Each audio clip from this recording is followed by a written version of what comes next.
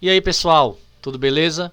Então, hoje nós vamos fazer uma revisão sobre os números quânticos. Primeiramente, o que são esses números quânticos? Então, eles são uma maneira de a gente determinar a localização de um elétron dentro de um átomo. Então, nós vamos identificar esse elétron, a sua posição e a sua energia, através de 4 números.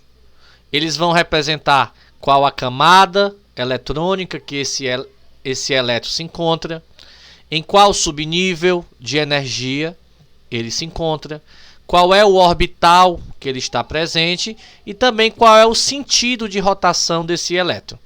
Tá certo? Então vamos começar.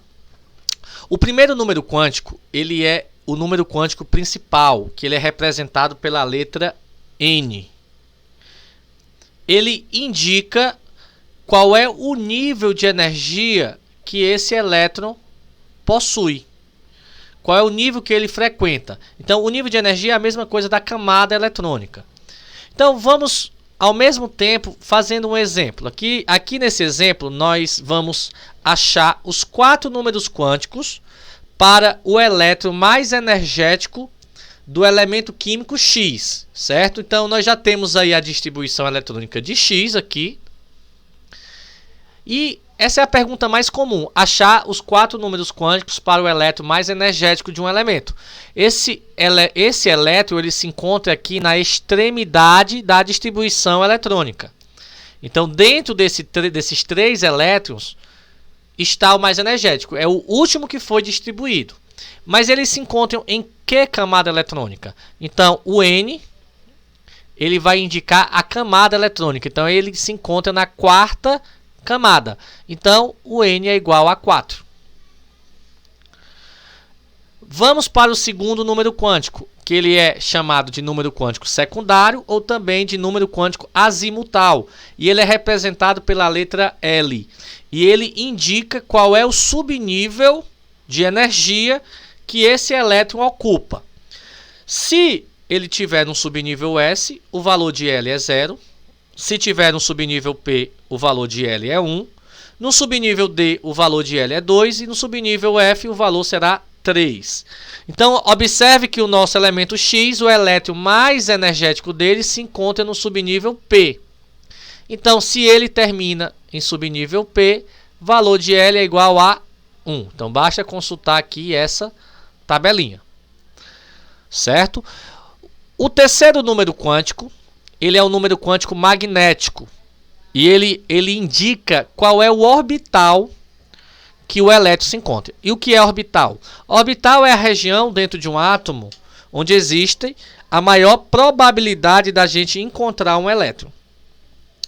Então, segundo o princípio da exclusão de Pauli, cada orbital só suporta no máximo 2 elétrons com sentidos contrários. Então, se o subnível S suporta no máximo 2 elétrons, ele só precisa de um orbital. O orbital ele é representado por essa caixinha.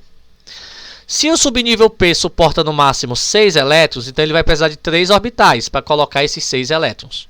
O subnível D suporta no máximo 10 elétrons, então ele precisa de 5 orbitais. E o subnível S, que suporta 14 elétrons, precisará de 7 orbitais. Existe uma regra chamada regra de Hund, que diz que a ordem que nós vamos colocar os elétrons dentro dos orbitais é a seguinte. Primeiro nós vamos colocar os elétrons em um sentido, depois nós colocamos em um outro sentido. Por exemplo, se eu tivesse que distribuir esses 2 elétrons do S, primeiro aqui para cima, depois para baixo. P6, 1, 2, 3. Aí eu volto, 4, 5, 6. O último elétron a entrar no orbital é o elétron mais energético, que é o que nós estamos procurando. Então, nesse caso aqui, vamos achar o número quântico magnético. Como ele terminou em P, nós colocaremos aqui 3 orbitais, representando o P. Só que o orbital, o P, a caixinha do meio é a 0, né? O orbital do meio é 0. Para a direita é sempre positivo, para a esquerda é sempre negativo. Então, nós precisamos distribuir 3 elétrons. Segundo a regra de Rand, vamos lá. 1, 2, 3. Opa!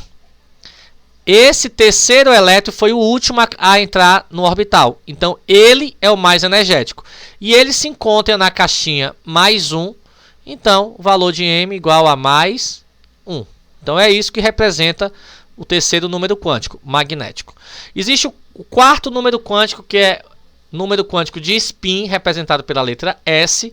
Ele vai indicar a rotação do elétron. Em qual sentido da rotação do elétron? Em torno de si mesmo. Sentido horário, sentido anti-horário. E esses valores atribuídos, né, geralmente nós usamos assim. Se o elétron está para cima, na representação, nós vamos usar o valor de S igual a menos 1/2. Se ele estiver para baixo, nós vamos usar o valor de mais 1/2. Mas cuidado, pois a questão ela pode atribuir valores diferentes. Então, ela às vezes, quando ela quer mudar esse valor, ela diz assim: considere o primeiro elétron a entrar no orbital como sendo mais 1/2. Isso quer dizer, então, que, nesse caso, vamos usar para cima mais 1/2, para baixo menos 1/2. Mas se a questão não mencionar nada, nós vamos usar para cima menos 1/2 e para baixo mais 1/2. Que é o que nós vamos usar essa convenção nesse exemplo. Então, o quarto número quântico, S, será o quê? Como esse elétron terminou para cima, vai ser valor de S igual a menos 1/2. Ok, pessoal. Vamos fazer um outro exemplo.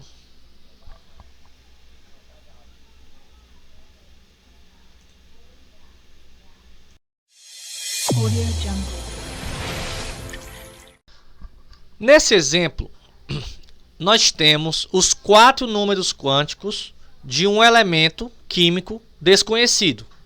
Ele tem o número quântico principal N igual a 3, o L é igual a 2, o M é igual a 0 e o S é igual a menos 1/2.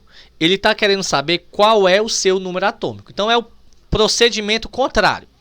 Se ele terminou, então esses números quânticos é para o elétron mais energético, tá bom? Considerando isso. Então, se ele terminou com N igual a 3, quer dizer que esse elétron pertence à terceira camada.